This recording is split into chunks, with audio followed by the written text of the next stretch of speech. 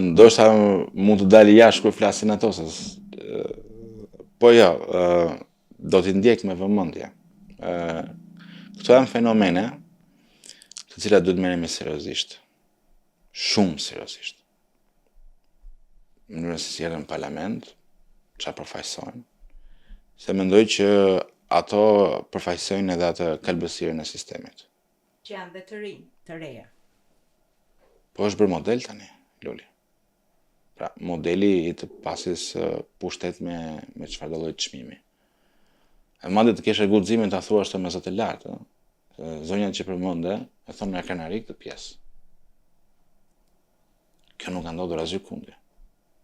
Madje po lexoja edhe mënyrën se si u zgjodh Pablo Escobar deputet në Parlamentin e Kolumbisë. Ai as nuk guxonte ta cilësonte si lloj krenarie këtë gjë, përkundër rrinte sa më i heshtur, vetëm pasaj kur filluan ta sulmonin. Ktu ka një lloj krenarie për këtë gjë, për sasinë e madhe të votave që morna për fushatën që bëm, për mënyrën se si ja dola. Kjo është shumë e dhimbshme. Dhe kjo është fataliste. Dhe mendoj që kjo do të një sfidë e madhe, nuk është vetëm te këto, por edhe te pamundësia pasaj e opozitës për të kushëzuar Edi Ramën. Ne praktikisht jemi kthyer në 2001-shin.